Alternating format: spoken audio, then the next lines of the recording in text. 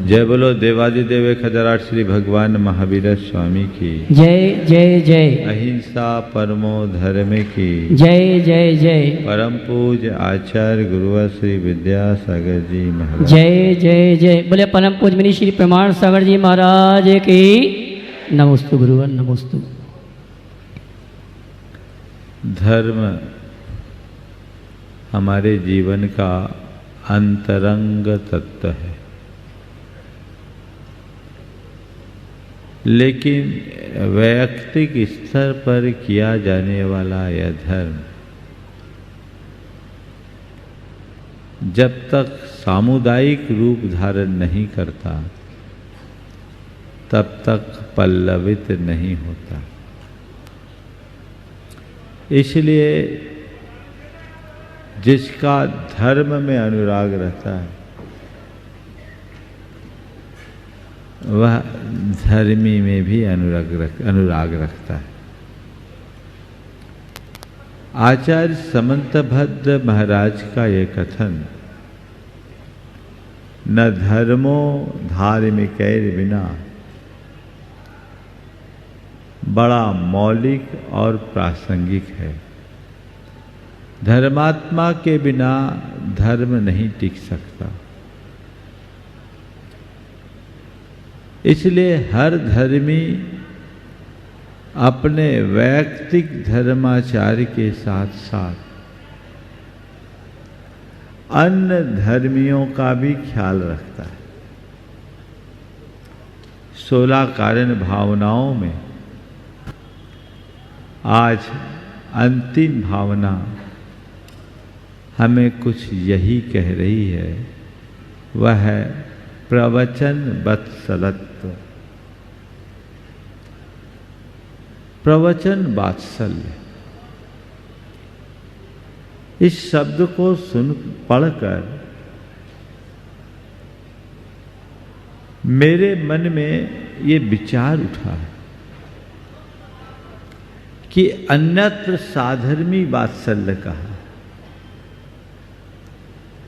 और यहीं पहले प्रवचन भक्ति कहा और अब प्रवचन वत्सलत्व तो कहा जा रहा है।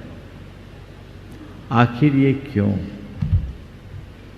साधर्मी के प्रति वात्सल्य का शब्द का प्रयोग न कर प्रवचन के प्रति वत्सलत्व का प्रयोग क्यों किया जा रहा है?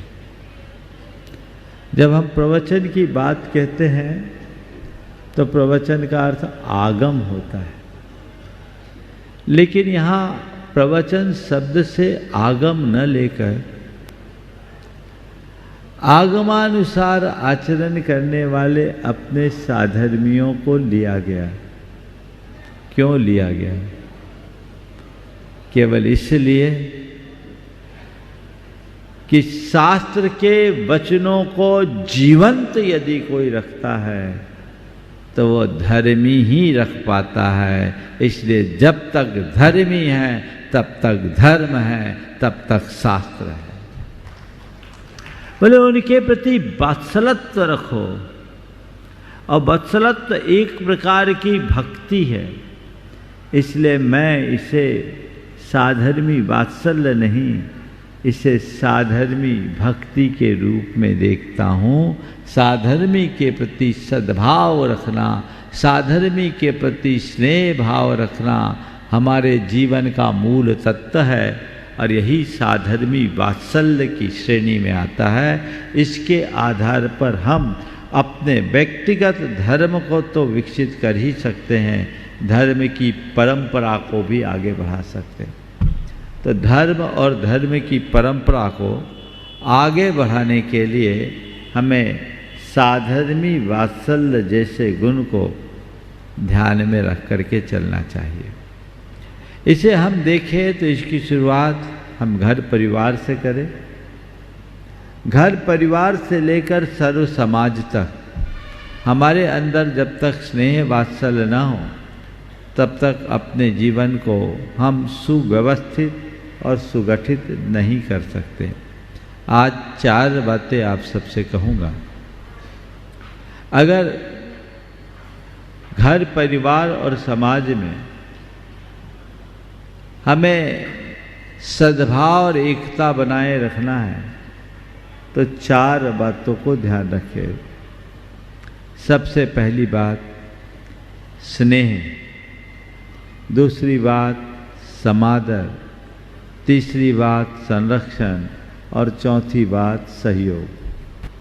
स्नेह, समादर, संरक्षण और सहयोग, ये 4 ऐसे स्तंभ हैं जो घर परिवार से लेकर संपूर्ण समाज को एक सूत्रता में बांध करके रखने की क्षमता रखते हैं। हम जिनके बीच रह रहे हैं तब तो कोई अर्थ है, अन्यथा सब व्यर्थ है।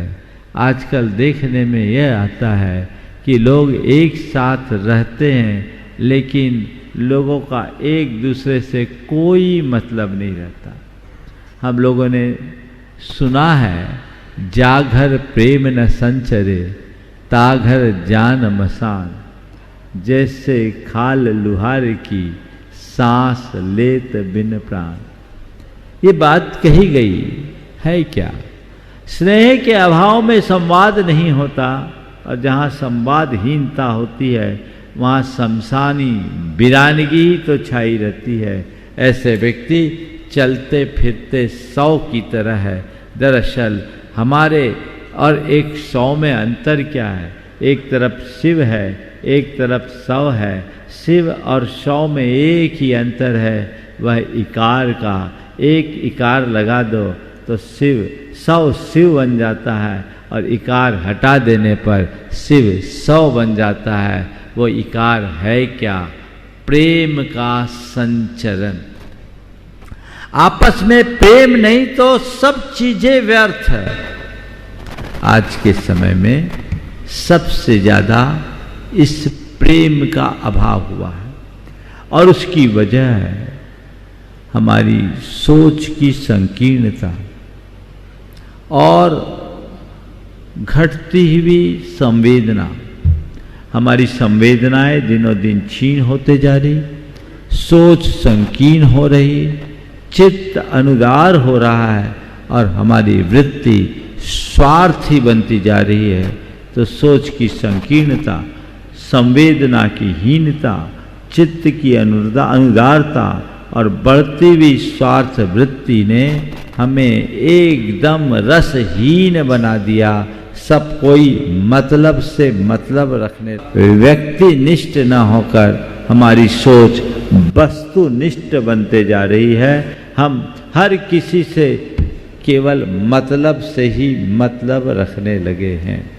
आजकल एक कल्चर डेवलप हुआ, यूज एंड थ्रो। कोई भी वस्तु यूज करो और फेंक दो। चीज़ों के साथ ऐसा हो तो कोई बात नहीं, लेकिन यही बात जब अपनों के साथ होने लगता है तो सब चीज़ें गड़बड़ हो जाती है। हमें उसे जगाना चाहिए।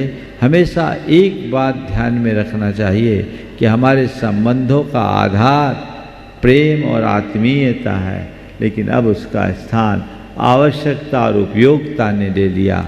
नतीजा हम सबके सामने है। मतलब पड़ने पर गधा को बाप बना लेते हैं और मतलब निकल जाने पर बाप को भी गधा की तरह डंडा मारकर ढकेल देते, बाहर निकाल देते। ये सोच की विकृति है। हमें ऐसे सोच से बाहर आने की जरूरत है। जब तक स्नेह वात्सल्य का भाव हमारे हृदय में प्रकट नहीं होता तब तक तो सम्यक दर्शन भी नहीं होता। तो हम गैरों की बात बाद में कहें, कम से कम घर के सदस्यों के मध्य आपसी स्नेह और सद्भाव तो होना ही चाहिए। आप देखिए, आप घर परिवार में ये स्थिति कितनी है। आज प्रायः इसका अभाव देखने को मिलता है। और जो घर में प्रेम से नहीं रह सकता वो साधर्मियों को क्या प्रेम देगा। और जिसके हृदय में प्रेम का अभाव है, सद्भाव का अभाव है, स्नेह का अभाव है, समझ लेना उसके हृदय में धर्म का भी अभाव है। अब सवाल है, किसी के प्रति मेरे मन में प्रेम बढ़े तो कैसे बढ़े, प्रेम बनाए तो कैसे बनाए। उसका दूसरा चरण है समादर।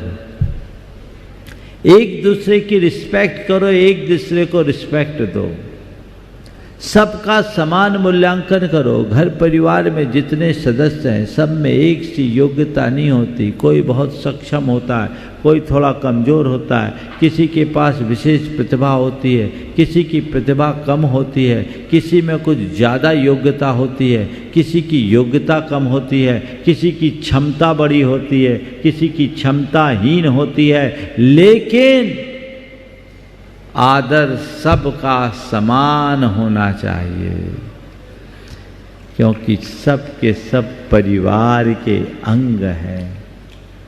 ये समादर का भाव अंतरंग में होना चाहिए। किसी का अनादर नहीं, किसी का तिरस्कार नहीं। जहां आदर है वहां प्रेम होता है। आजकल क्या होता है, कमाओ बेटे को सब पूछते हैं और बाकी को कोई नहीं पूछता। इसी तरह समाज में भी जो व्यक्ति थोड़े सक्षम होते हैं, समर्थ होते हैं, लोग उनके आगे पीछे घूमते हैं, लेकिन जो थोड़ा कमतर होता है, कमज़ोर होता है, उसे कोई पहचानता भी नहीं। संत कहते व्यक्ति को उसके गुणों से आंको, और एक ही गुण है कि वो हमारा साधर्मी है, और घर परिवार में वो हमारे परिवार का अंग है, वो हमारे परिवार का हिस्सा है, वो हमारा ही अपना अंग है। जब तक शरीर का एक एक अंग समर्थ है, हमारा शरीर अपना काम करता है, एक अंग भी कमज़ोर तो शरीर को कमज़ोर बनाता है।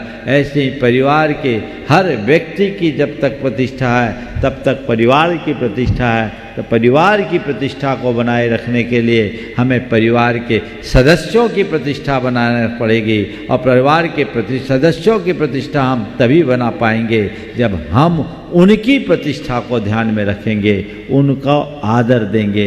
इसी तरह समाज के सभी सदस्यों के प्रति हम जब तक समादर का भाव नहीं रखेंगे, हम उनके प्रति सद्भाव नहीं करेंगे, तब तक समाज हमारी सुदृढ़ नहीं रह पाएगी। सबका आदर होना चाहिए, सबका सम्मान होना चाहिए, सबका सत्कार होना चाहिए, सबके प्रति सद्भाव होना चाहिए। तब कहीं जाकर हम चीज़ों को व्यवस्थित करने में समर्थ हो सकेंगे। ये सद्भाव समादर आजकल कम दिखता है, लेकिन जो सच्चा धर्मात्मा होता है उसका साधर्मी के प्रति क्या दृष्टिकोण होता है। मैं एक प्रसंग आपको बताना चाहूँगा।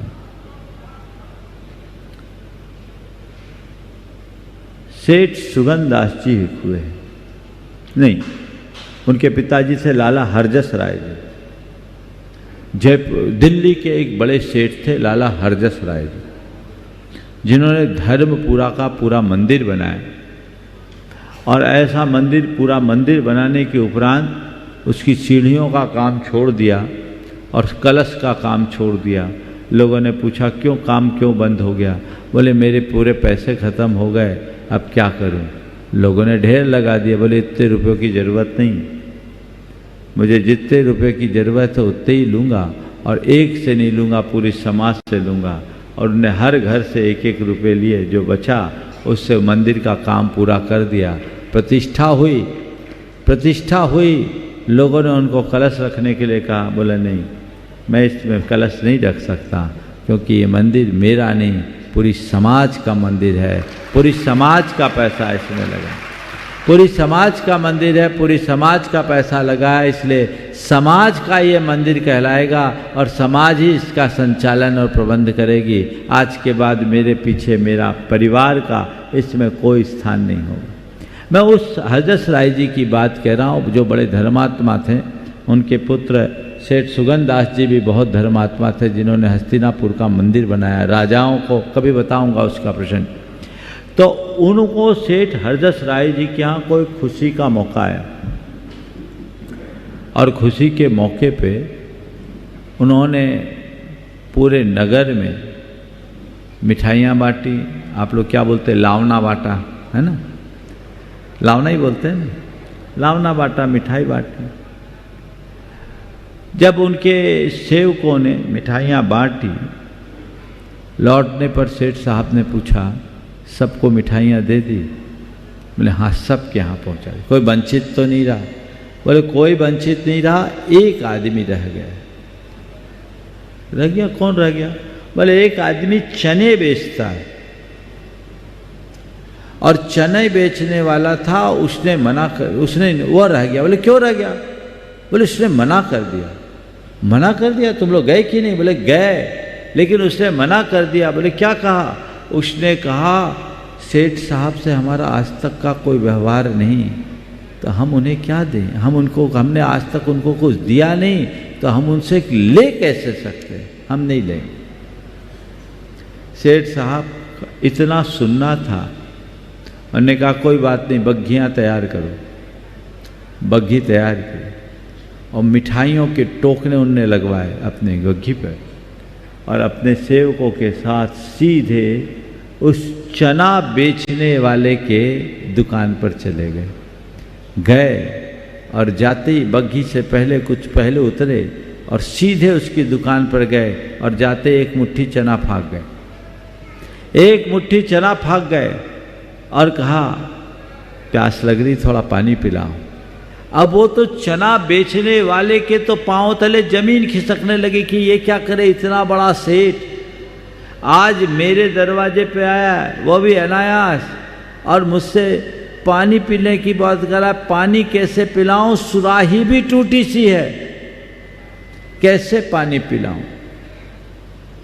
उसके संकोच को भांपते हुए सेठ साहब ने उसी क्षण खुद आगे बढ़कर अंजलि बनाकर ओक से पानी पी लिया बिना गिलास के।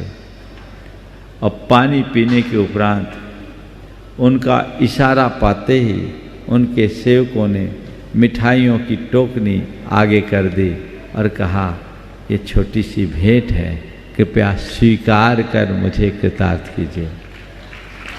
ये छोटी सी भेंट है, कृपया स्वीकार कर मुझे कृतार्थ कीजिए। उसने कहा सेठ साहब मैं बहुत शर्मिंदा हूँ आपकी इस भेंट को स्वीकार करने में, क्योंकि मैंने आज तक आपको कुछ दिया नहीं, तो आपका ले कैसे सकता हूँ? मैंने आज तक आपको कुछ दिया नहीं, तो आपका ले कैसे सकता हूँ? सेठ साहब ने तत्क्षण कहा, कैसे कहते हो कि आज तक मैंने आपका कुछ नहीं लिया? अभी अभी मैंने आपका खाया है और पिया भी है, तो जब मैं आपका खा सकता हूँ, पी सकता हूँ, तो आपको इसे स्वीकार करना चाहिए। सेठ जी की बात सुनते ही वो उनके चरणों में गिर पड़ा, लेकिन सेठ जी ने लपक कर उसे उठाया और अपने छाती से लगाया। कहा तुम मेरे साधर्मी हो, तुम्हारा स्थान मेरे हृदय में है, चरणों में नहीं। हमें साधर्मी को गले लगाना चाहिए। यह है साधर्मी के प्रति वात्सल्य। आप कितना आदर देते हो? बोलो, किसी को ऐसा आदर?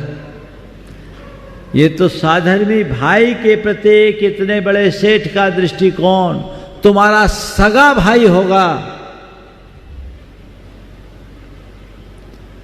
तो शायद इतना आदर देने की बात तो बहुत दूर की है, उसे भाई कहने में तुम्हें संकोच होगा। और आज के तथा कथित श्रीमंतों का यही हाल है। अगर भाई की हालत कमज़ोर है तो उसे पहचानने में भी उनको तकलीफ है। हमारी हेंटी हो रही है, और भाई की बात तो जाने दो, बाप को बाप कहने में संकोच होने लगा है लोग। ऐसे लोग क्या धर्म करेंगे? जिनके हृदय में धर्म होता है, धर्म का मर्म होता है, वे अपने जीवन में इन बातों का पूरा ध्यान रखते हैं। वो बाकी बातों को गौण करके चलते हैं। जो अर्थ को ही सर्वस्व मानते हैं, उनके जीवन में ये बातें नहीं दिखेगी। लेकिन जिनके जीवन में परमार्थ है, वे इसी बात को देख करके चलेंगे। जिनके जीवन में परमार्थ होता है वो इस बात को महत्व देते हो, व्यक्ति को नहीं उसके गुणों को महत्व देते हैं। आज हर व्यक्ति के हृदय का जो रत्नत्र है वही उसके जीवन को मूल्य और महत्व देता है। तुम मेरे साधर्मी हो, तुम्हारे लिए मेरे हृदय में स्थान है, इसी का नाम प्रवचन वत्सलत्व है। अपने भाई को भाई की तरह समझो, उसे गले लगाओ।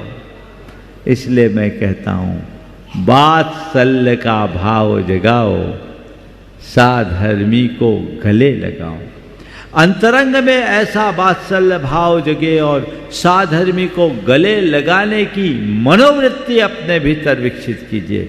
आदर देना शुरू कीजिए, किसी की उपेक्षा नहीं, किसी का तिरस्कार नहीं। ध्यान रखना, आदर और सम्मान से प्रेम और सद्भाव बढ़ता है और उपेक्षा और तिरस्कार तो केवल नफरत और घृणा को बढ़ाते हैं।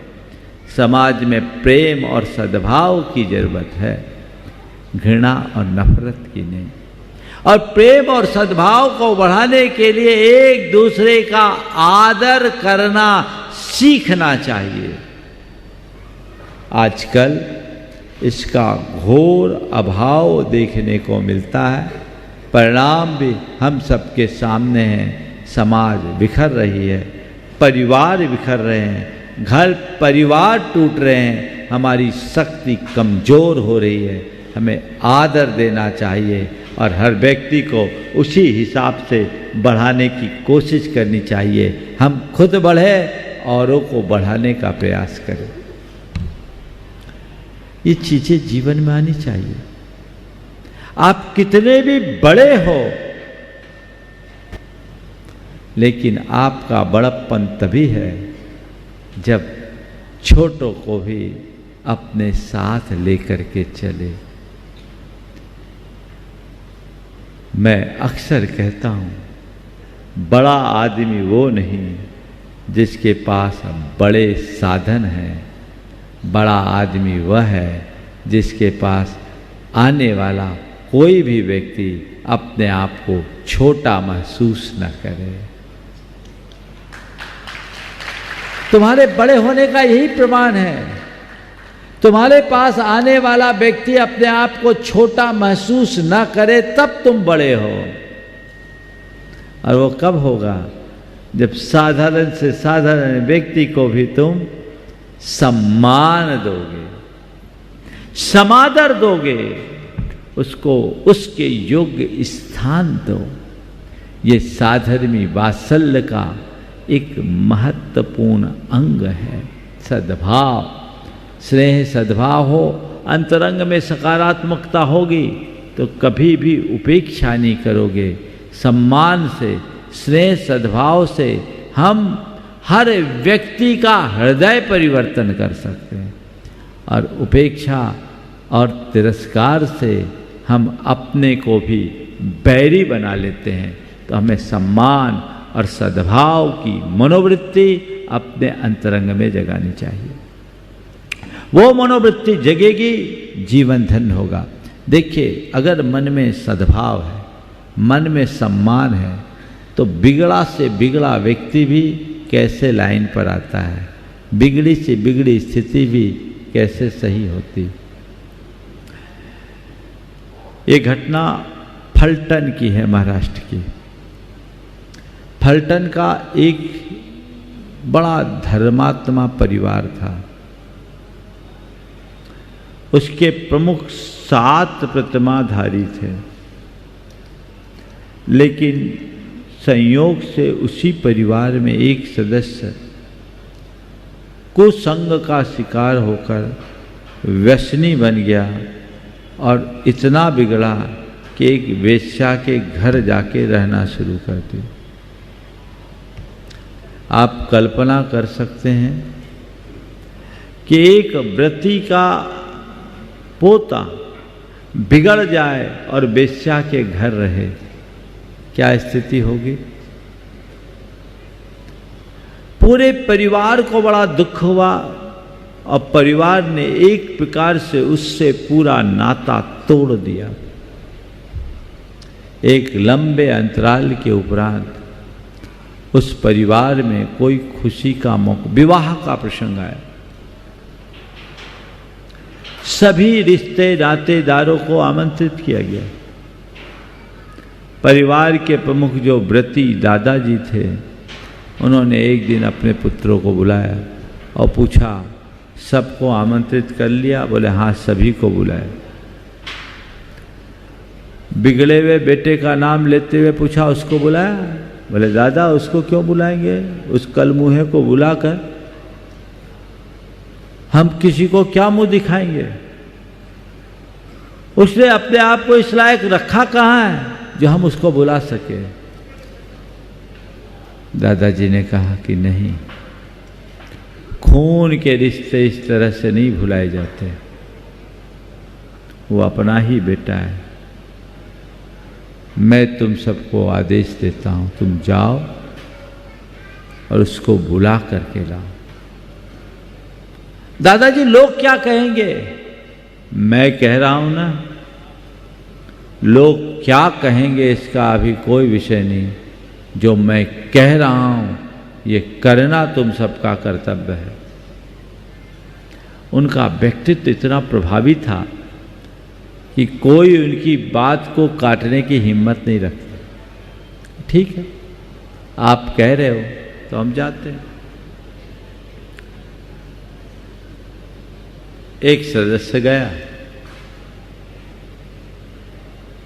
और घर के दरवाजे से कहा, घर में शादी है, दादाजी ने बुलाया है, आना है तो आ जाना। फॉर्मेलिटी थी। घर में शादी है, दादाजी ने बुलाया है, आना है तो आ जाना। तिरस्कार का उत्तर भी तिरस्कार में मिला। कह दिया, कह देना फुर्सत नहीं है। बात खत्म हो गई। एन विवाह के दिन सारे अतिथि आए, पर उस दादा की आंखें अपने उस बेटे को खोजते रहे। जब वह नहीं दिखा, अपने पुत्रों से पूछा, क्या बात है, बेटा नहीं आया? बोला, दादा वो किस मुंह से आएगा, आने लायक बचा कहां? तुम लोग गए थे? गए थे। क्या बोला था? कहा था दादाजी ने बुलाया, आना है तो आ जाना। क्या जवाब दिया था? कहा फुर्सत नहीं है, फुर्सत मिलेगी तो आएंगे। बोले ऐसे नहीं बुलाया जाता, ठहरो मैं चलता हूं। सब हक्का बक्का। एक ऐसे कल मुहे को बुलाने के लिए जाएंगे।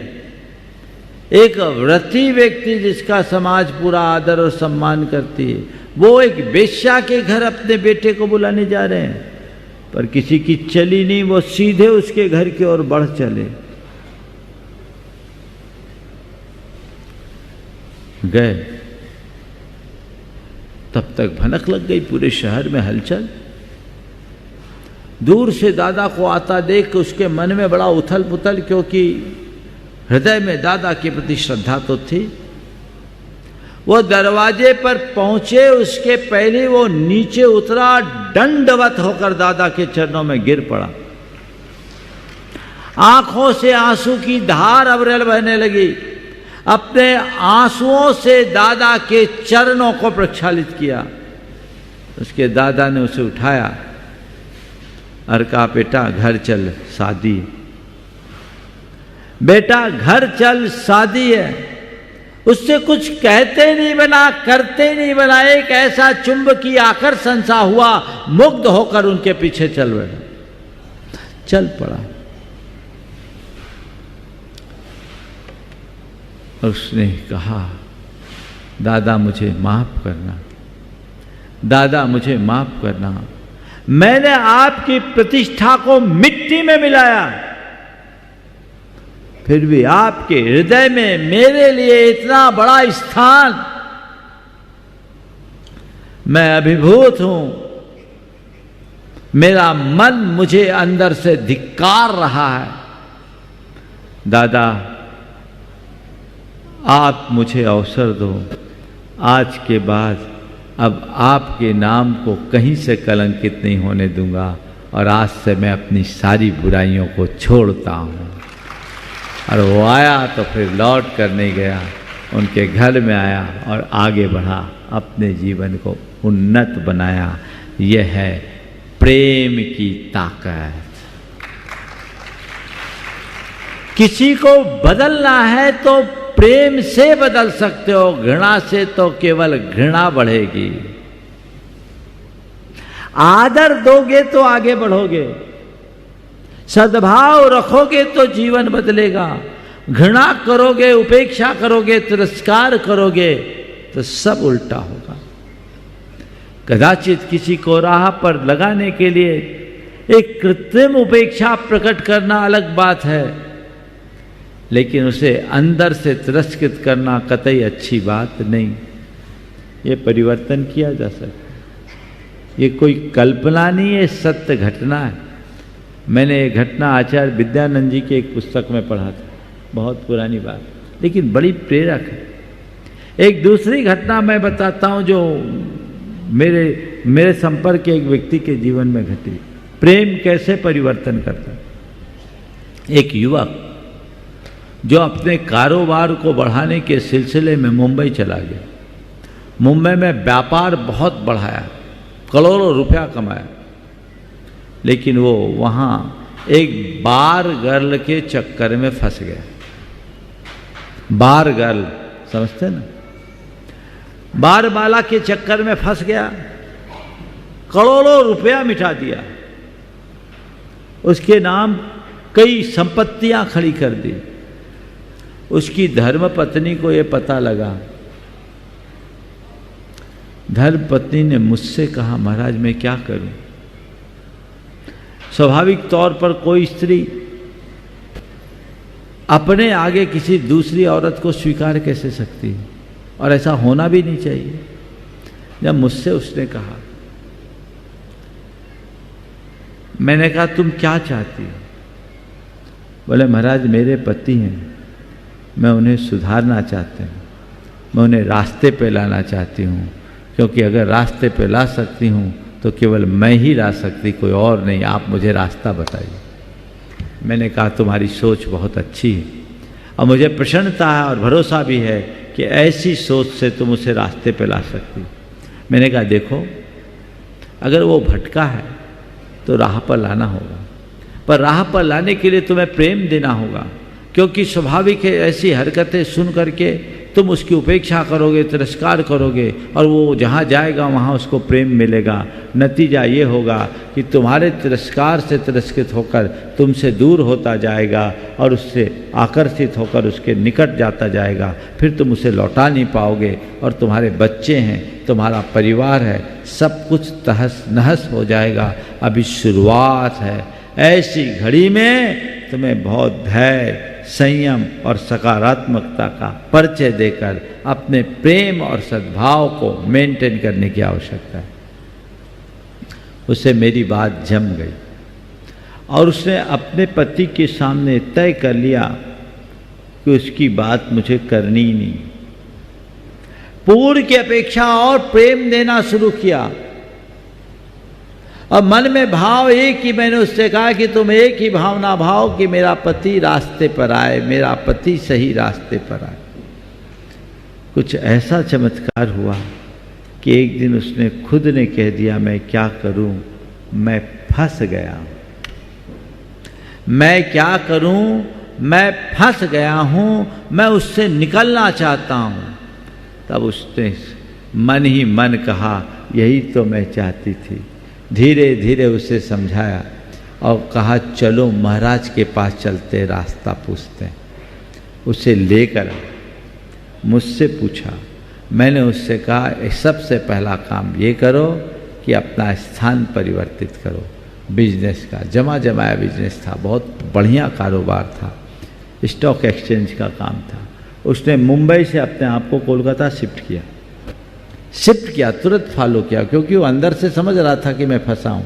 और कई बार लोग गलतियां करते हैं, इस चीज़ का एहसास भी होता है कि हमने गलती कर दी, पर ऐसे चक्रव्यूह में फंस जाते हैं कि निकलना मुश्किल होता है। वो मुंबई से कोलकाता आया, कोलकाता में अपना काम जमाया और 1-1.5 साल में ही पूरा चैप्टर क्लोज हो गया। संपर्क तो ख़त्म हो ही गया था, सब बातें ख़त्म हो गई और अब उसका पूरा परिवार बहुत खुशहाल है। पत्नी के प्रेम ने अपने भटके हुए पति को रास्ते पर ला दिया। ये प्रेम की ताकत है। पूरा परिवार खुशहाल है, सब कुछ अच्छा चल रहा है। अगर थोड़ा ये तिरस्कार और उपेक्षा का व्यवहार होता तो क्या होता? दोनों के बीच केवल तलाक होता और क्या होता। इन बातों को अपनाइए, इन्हें जीवन व्यवहार में उतारिए। धर्म हमें यही पाठ पढ़ाता है और जो इन्हें अपना लेता है उनके जीवन में कोई समस्या शेष नहीं बचती, हर समस्या का समाधान हो सकता है। तो स्नेह रखिए, सद्भाव, स्नेह सद्भाव रखिए, समादर का भाव रखिए और फिर तीसरे चरण में एक दूसरे को सहयोग दीजिए। जहाँ जैसी आवश्यकता हो वहाँ उनको सहयोग दीजिए, संरक्षण देने का भाव रखिए, एक दूसरे को संरक्षण दीजिए। जब जिसको जैसी आवश्यकता हो उसे वैसा संरक्षण देना शुरू कर दें तो एक साधर्मी दूसरे साधर्मी को सहयोग दे, एक साधर्मी दूसरे साधर्मी को संरक्षण देना शुरू कर दे तो कहीं किसी के सामने किसी प्रकार की समस्याएं रहेगी नहीं। कर्म के उदय से कई बार कई की हालत खराब हो जाती है, कोई शारीरिक रूप से, कोई पारिवारिक रूप से, कोई सामाजिक रूप से, कोई राजनीतिक रूप से या कोई आर्थिक रूप से पिछड़ जाता है, परेशान रहता है। जहाँ जिसको जिस तरह की ज़रूरत है अपने क्षमता रहते उसका सहयोग करना चाहिए, उसको संरक्षण देना चाहिए। ये हमारा धर्म है। हालांकि कई बार कुछ लोगों का ऐसा अनुभव कि महाराज हमने जिसको सहयोग दिया उसी ने हमको चूना लगाया, ऐसा भी होता। एक जमाना था जब साधर्मियों को सहयोग देने की वृत्ति थी और एक साधर्मी दूसरी साधर्मी का बड़ा साथ निभाता था। आज पूरे देश में मारवाड़ी है, मारवाड़ी कम्युनिटी बहुत अच्छे से फैली और कहावत बन गई, जहाँ न जाए बैलगाड़ी वहाँ जाए मारवाड़ी। पूरे देश के सुदूर अंचलों तक पहुँचे और इनके अतीत को आप पढ़ लो। आपके इंदौर में तो बहुत मारवाड़ी भाई, इनके अतीत को पढ़ोगे तो राजस्थान से बड़ी विषम परिस्थितियों में सब निकले और आज मारवाड़ी समाज बड़ी समर्थ और सक्षम समाज के रूप में प्रतिष्ठापित है। क्यों? केवल इसलिए कि एक समय में मारवाड़ी को पूरा सहयोग देता था। मैं एक घटना आपको बताता हूँ। जब मैं पश्चिम बंगाल में था, मुर्शिदाबाद की बात है, मुर्शिदाबाद डिस्ट्रिक्ट में मैं औरंगाबाद में था। औरंगाबाद में जैनियों के अभी 25 परिवार और लगभग 125 साल से वहाँ रह रहे हैं। मैंने वहाँ ऐसे ही पूछा आप लोग कहाँ के हैं, पता लगा ये सब राजस्थान में बाय के थे, शेखावाटी के। वहाँ के अध्यक्ष ताराचंद जी सेठी से जब मेरी बातचीत हुई तो उनने जो बात कही आज आप सबको बहुत ध्यान देने योग्य है। उन्होंने कहा महाराज हम लोग अत्यंत विषम पारिवारिक स्थिति में, हमारे दादाजी यहाँ आए थे और दादाजी और उनके साथ एक सज्जन और दोनों आए और यहाँ रामपुर हाट में आए हुए थे। रामपुर हाट वहाँ से लगभग 70-1 किलोमीटर होगा। रामपुर हाट में आए और यहाँ औरंगाबाद के एक जागीरदार थे जो श्वेतांबर भाई थे, जैनी थे। उनको मालूम पड़ा कि 2 मारवाड़ी भाई काम की तलाश में यहाँ आए हैं। उनने फौरन अपने आदमी को भेजा और दोनों को बुलवा लिया अपने यहाँ। अभी कोई जान नहीं, कोई पहचान नहीं, केवल इतना पता कि 2 मारवाड़ी भाई काम की तलाश में यहाँ आए हैं। आदमी भेजा। पहले हर गद्दी में एक बांसा चलता था। बांसा यानी रसोड़ा, मारवाड़ी में बांसा बोलते हैं। उस गद्दी में उनका बांसा चलता था। पुराने लोग एक दूसरे को संरक्षण देते थे, बहुत उदार रहते थे, केवल अपने लिए नहीं कमाते थे, अपने ज़रूरत के लिए तो कमाते ही थे, ज़रूरतमंदों का भी ख्याल रखते थे। बांसा निःशुल्क चलता था। हर गद्दी में आओ, रहो, खाओ, गद्दी में सो, बांसा में खाओ। 3 दिन तक बांसा में उनको रखा। बारीकी से देखा, समझ लिया ये हुनर वाले लोग। उनको 2 गठान माल दिया, कहा जाओ बाजार में बेचो, खाओ। उन्हें बेच के दिखा दिया। थोड़े ही दिन में उन्होंने उनको अपना काम दे दिया। काम देने के बाद उन्होंने बढ़ाया, परिवार को बुलाया, मंदिर के लिए जगह दी, मंदिर बनाया और आज 25 घर वहाँ बसे हैं और सब सुसंपन्न है, अति धनाढ्यों की श्रेणी में, सब के सब घर। ये कब? साधर्मी वात्सल्य के परिणाम स्वरूप। आज भी वो उनके एहसानमंद है, आज भी वो उनके एहसानमंद है। तो पुराने समय में ये बातें होती थी। मैं एक स्थान पर था, एक सज्जन, नाम ही ले लेता हूं, विनोद जी काला। विनोद जी काला एक साधारण से व्यक्ति सामने आया और उनका परिचय दिलाते हुए कहा, महाराज जी, इनका हमारे परिवार पर बहुत बड़ा एहसान है। हमारे दादाजी जब राजस्थान से आए थे तो सबसे पहले इनके ही परिवार ने हमको स्थान दिया था। महाराज इनका एहसान है। ये सोच रहती थी और आज भी कृतज्ञता का भाव। तो पहले लोग एक दूसरे को साथ देते थे और साथ देने के बाद साथ निभाते भी थे। कोई किसी को सहयोग देता था तो सामने वाला उसके प्रति कृतज्ञता का भाव भी रखता था। आज सहयोग की वृत्ति भी कम हो रही और कृतज्ञता का भाव भी कम हो रहा है। सहयोग की वृत्ति भी कम है और कृतज्ञता का भाव भी कम देखने को मिलता है। या तो कोई सहयोग करता नहीं और सहयोग करता है तो जो सहयोग करता है लोग उसको ही चूना लगा देते हैं। ये गलत है। थोड़ी सी दृष्टि को उन्नत बनाइए, अपने हृदय में धर्म को प्रतिष्ठापित कीजिए। यदि धर्म प्रतिष्ठापित होगा तो जीवन का काया पलट होगा। आज इसकी समाज को बहुत अधिक आवश्यकता है। समाज में संगठन चाहिए, सद्भाव चाहिए, एकता चाहिए। आज एकता खंडित हो रही है। सब अपने अपने अहम को पुष्ट कर रहे हैं। परिवार बिखर रहा है, समाज टूट रहा है। समाज के प्रमुखों को चाहिए कि हम व्यक्ति का महत्व नहीं है, समाज का महत्व है और समाज के व्यापक हितों में हमें अपने व्यक्तिगत हितों को त्यागना चाहिए। अपनी व्यक्तिगत प्रतिष्ठा को गौण करना चाहिए। समाज की प्रतिष्ठा को सर्वोपरि रखना चाहिए। पर मुझे लगता है कि आज लोग अपने व्यक्तिगत प्रतिष्ठा के पीछे समाज की प्रतिष्ठा की बलि चढ़ा रहे हैं।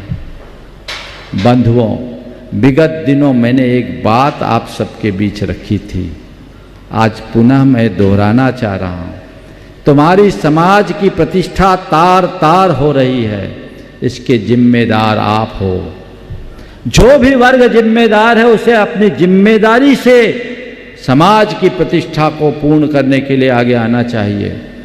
आज आपकी समाज में 2 संसद है, 2 चुनाव होते हैं, 2 पदाधिकारी एक ही नाम से होते हैं।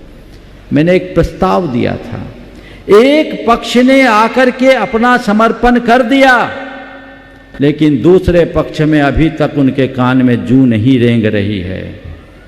ये अच्छी बात नहीं है। मुझे आज सार्वजनिक रूप से कहना पड़ रहा है। मैंने अनेक बार उन लोगों से बोला, लेकिन मुझे लगता है इनके हृदय में कहीं न कहीं अभी कमी है। मैं पुनः उनसे कहता हूं, अपने व्यक्तिगत ईगो को हटा दो, समाज के व्यापक हितों को महत्व दो। समाज की प्रतिष्ठा में ही तुम्हारी प्रतिष्ठा है, व्यक्ति की कोई प्रतिष्ठा नहीं होती। यहां जो उनके पदाधिकारी बैठे हैं, ये संदेश उन तक पहुंचाओ, मैंने छेड़ा है, छोड़ूंगा नहीं। सुशील, बता देना राजकुमार को, व्यक्तिगत हित नहीं चलेगी, सामाजिक हित चाहिए।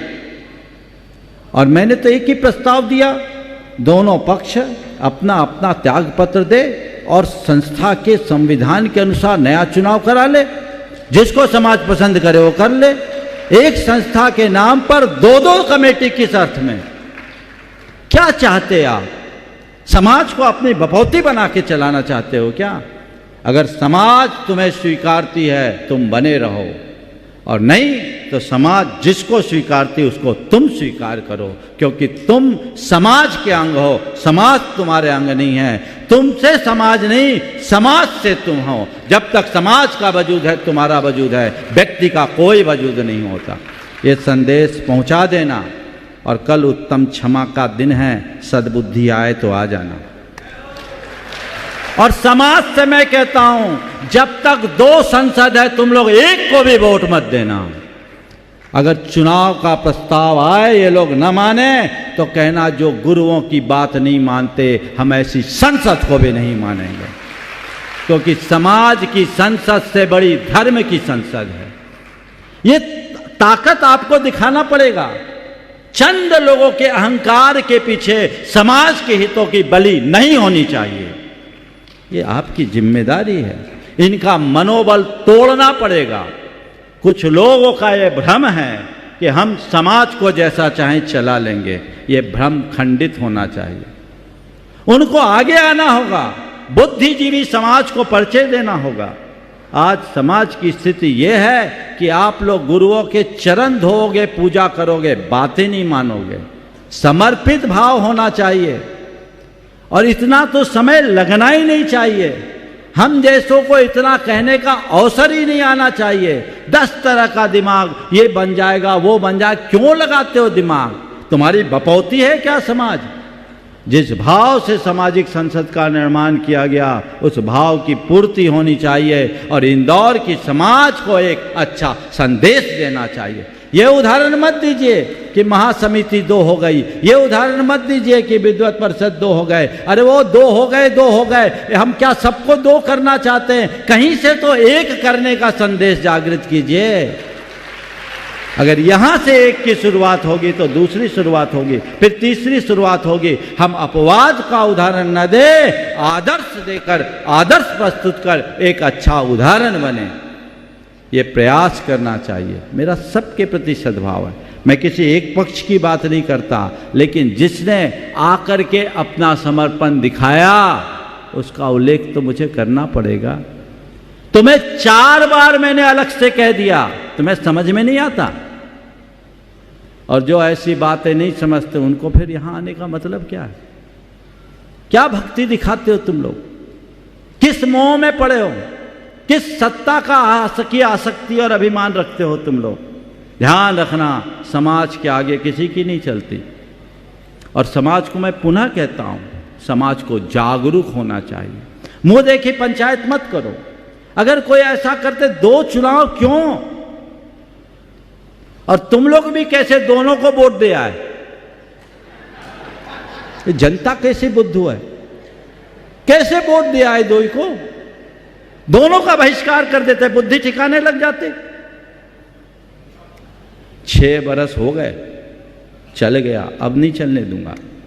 आज ही जाके बोलो, मैं ठुकाई करते रहूंगा तुम लोगों की तब तक जब तक तुम लोग नहीं सुधरोगे। आज ही, आज तो मेरे पास टाइम नहीं, आज आना नहीं। आज मैं बिल्कुल पैक हूं, मैं आवश्यक कार्य में व्यस्त हूं। लेकिन इस कार्य को आज करिए, मुझे कल तक ला करके दीजिए। इसका संदेश होना चाहिए। आइए, जैसे अगले पक्ष ने बिना शर्त समर्पण किया, आपको भी बिना शर्त अपना त्याग पत्र प्रस्तुत करना चाहिए। और उसके बाद एक ही बात, या तो आपस में सहमति बना लो, नहीं है तो एक व्यवस्थित जो संविधान की प्रक्रिया, दोनों पक्ष एक चुनाव कराओ, एक संसद होगी, समाज स्वीकारेगी, किसी के पास जाओगे तो एक दिखेगा, एकता दिखेगी, तुम्हारी ताकत दिखेगी, तुम्हारा दम, तुम्हारी दम दिखेगी। और ऐसा नहीं करोगे तो कुछ नहीं होगा। और मैं तो और एक बात कहना चाहता हूँ, जब तक दोनों संसद एक न हो तब तक समाज सामाजिक संसद के किसी कार्यक्रम में सम्मिलित ना हो। इनको एक करने का एक तरीका, सामाजिक संसद के ना बैनर तले कोई काम नहीं करो, एक हो तब हम काम करेंगे। हम किसके पक्ष में जाएं? समाज को भी तो ताकत दिखाना चाहिए। बोलो आप लोग तैयार हो इसके लिए? हाथ उठाओ। ये शुरुआत है, ध्यान रखना। एक नहीं होगे तो सामाजिक संसद का कोई वजूद नहीं बचने दूंगा। एक हो, एक होंगे तो हम तुम्हारे साथ होंगे, तुम दो रहोगे तुम अपना घर रखो। सुधार करना बहुत जरूरी है, समाज का उद्धार तभी होगा। मैं कभी कड़ा नहीं बोलना चाहता, पर तुम लोग मुझे बाध्य कर रहे हो। तुमने बहुत हल्के में लिया है प्रमाण सागर को। आगे समझ में, जिस दिन प्रमाण सागर ठान लेगा तो वही होगा जो चाहेगा। ये मेरा अहंकार नहीं, ये मेरा आत्मविश्वास है। समझ गए? इसलिए इसको हल्के में बिल्कुल नहीं लेना। पूरे इंदौर शहर के बुद्धिजीवियों को मैं कहता हूँ, समाज के जागरूक और प्रबुद्ध लोगों से कहता हूँ, इस पर्यूषण में समाज को इस प्रदूषण से मुक्त करने का संकल्प लीजिए। हर पर्यूषण में आप क्या झांकियां बनती है, क्या झांकी दिखाओगे तुम? अब एक ही झांकी दिखानी है, वह है एकता की झांकी, सद्भाव की झांकी, प्रेम की झांकी, संगठन की झांकी। ये प्रयास करना। जितने भी पदाधिकारी हैं, बिना शर्त मेरे पास त्याग पत्र आना चाहिए, और नहीं तो तुम्हारा कोई कार्यक्रम अब हो नहीं पाएगा। कोई कार्यक्रम नहीं हो पाएगा, खुला मैं कह रहा हूं। सामाजिक संसद के बैनर तले क्यों होगा? जब तक दो है हमें होने नहीं देंगे। एक करो तब होगा, तब कार्यक्रम बनेगा, तब काम होगा। मेरे लिए किसी पक्ष के प्रति कोई राग द्वेष नहीं है। मेरा एक ही ध्येय है, वह है समाज की एकता, समाज की अखंडता, समाज का संगठन, समाज का सद्भाव। वो बनाइए, और थोड़े में ये हो सकता है। इसमें कोई बड़ी बात थोड़ी है कि बहुत मशक्कत करने की बात। इसलिए इन सब बातों को ध्यान रखिएगा। मैंने संदेश दे दिया, पहुंच ही गया होगा, लाइव भी सुन रहे होंगे, ऐसी खबरें तो जल्दी जाती है। और आप इसको करके त्वरित प्रतिक्रिया कीजिए और आगे आकर के सब चीज़ों को बढ़ाने की कोशिश कीजिए, ताकि वे अपने जीवन को आगे बढ़ा सके। कल से शावक संस्कार शिविर का आयोजन पूरे देश और दुनिया से, देश के बाहर से भी लोग, दुबई से, बैंकॉक से, अमेरिका से लोग यहाँ आए हैं शिविर में। आप सब, पहली बात तो जितने भी शिविरार्थी वो आपके अतिथि हैं। आप सबको उनके प्रति बड़ा स्नेह और सद्भाव देना है। समाज के लोगों से भी मैं कहूँगा, यदि किसी शिविरार्थी को किसी प्रकार के आवास, प्रवास आदि में कठिनाई दिखती हो, वो आपको बोलते हैं, तो आप उनको अपना साधर्मी मानकर अपने घर में स्थान दे सके तो उन्हें अपने अपने घरों में भी स्थान देने की कोशिश करें। धर्म प्रभावना समिति ने तो व्यवस्था उत्तम से उत्तम की है, लेकिन किसी को दूर जाना, जहाँ जगह मिली वही तो करेंगे। तो आपके दिल में जगह होना चाहिए। लोगों को एक ही संदेश, इंदौर के लोगों का दिल बड़ा है, इंदौर के लोगों का दिल बड़ा है। आप चिंता मत करो, आप हमारे अतिथि हैं, तो हम आपके लिए सारी व्यवस्था करेंगे। ये सद्भाव आप सबको होना चाहिए। शाम को शिविर के अनुशासन और व्यवस्था संबंधी सारे कार्यक्रम आपको बता दिए जाएंगे, शाम के टाइम बताएंगे।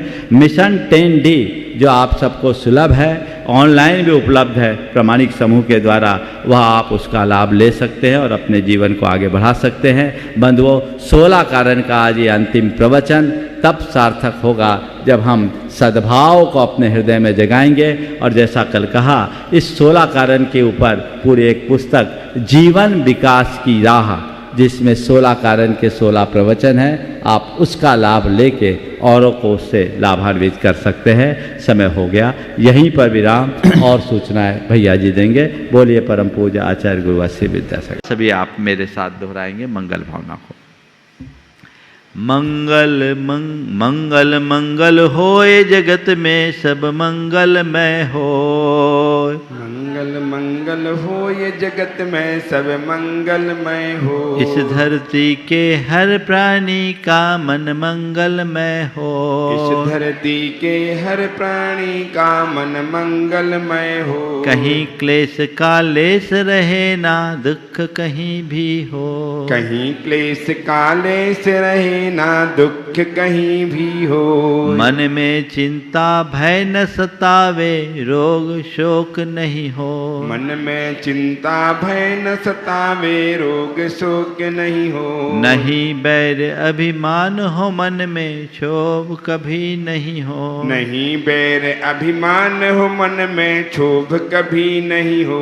मैत्री प्रेम का भाव रहे नित मन मंगलमय हो। मैत्री प्रेम का भाव रहे नित्य मन मंगलमय हो। मंगल मंगल होए जगत में सब मंगलमय हो। मंगल मंगल हो ये जगत में सब मंगलमय हो। इस धरती के हर प्राणी का मन मंगलमय हो। इस धरती के हर प्राणी का मन मंगलमय हो। मन का सब संताप मिटे अरु अंतर उज्ज्वल हो। मन का सब संताप मिटे अरु अंतर उज्ज्वल हो। राग देश और मोह मिट जाए आत्म निर्मल हो। राग देश और मोह मिट जाए आत्म निर्मल हो। प्रभु का मंगल गान करे सब पापों का क्षय हो। प्रभु का मंगल गान करें सब पापों का क्षय हो। इस जग के हर प्राणी का हर दिन मंगलमय हो। इस जग के हर प्राणी का हर दिन मंगलमय हो। मंगल मंगल होए जगत में सब मंगलमय हो। मंगल मंगल हो ये जगत में सब मंगलमय हो। इस धरती के हर प्राणी का मन मंगलमय हो। इस धरती के हर प्राणी का मन मंगलमय हो। गुरु हो मंगल प्रभु हो मंगल धर्म सुमंगल हो। गुरु हो मंगल प्रभु हो मंगल धर्म सुमंगल हो। मात पिता का जीवन मंगल परिजन मंगल हो। मात पिता का जीवन मंगल परिजन मंगल हो। जन का मंगल गण का मंगल मन का मंगल हो। जन का मंगल गण का मंगल मन का मंगल हो। राजा प्रजा सभी का मंगल धरा धर्ममय हो। राजा प्रजा सभी का मंगल धरा धर्ममय हो। मंगल मंगल होए जगत में सब मंगलमय हो। मंगल मंगल हो ये जगत में सब मंगलमय हो। इस धरती के हर प्राणी का मन मंगलमय हो। इस धरती के हर प्राणी का मन मंगलमय हो। मंगलमय हो प्रात हमारा रात सुमंगल हो। मंगलमय हो प्रात हमारा रात सुमंगल हो। जीवन के हर पल हर क्षण की बात सुमंगल हो। जीवन के हर पल हर क्षण की बात सुमंगल हो। घर घर में मंगल छा जाए जन जन मंगल हो। घर घर में मंगल छा जाए जन जन मंगल हो। इस धरती का कण कण पावन हो मंगलमय हो। इस धरती का कण कण पावन और मंगलमय हो। मंगल मंगल होए जगत में सब मंगलमय हो। मंगल मंगल हो ये जगत में सब मंगलमय हो। इस धरती के हर प्राणी का मन मंगलमय हो। इस धरती के हर प्राणी का मन मंगलमय हो। सब जग में मंगल बढ़े, सब जग में मंगल बढ़े। चले अमंगल भाव, चले अमंगल भाव। है प्रमाण की भावना, है प्रमाण की भावना। सब में हो सद्भाव। सब में हो सद्भाव। जय बोलो परम पूज्य आचार्य गुरुवर श्री विद्यासागर जी महाराज।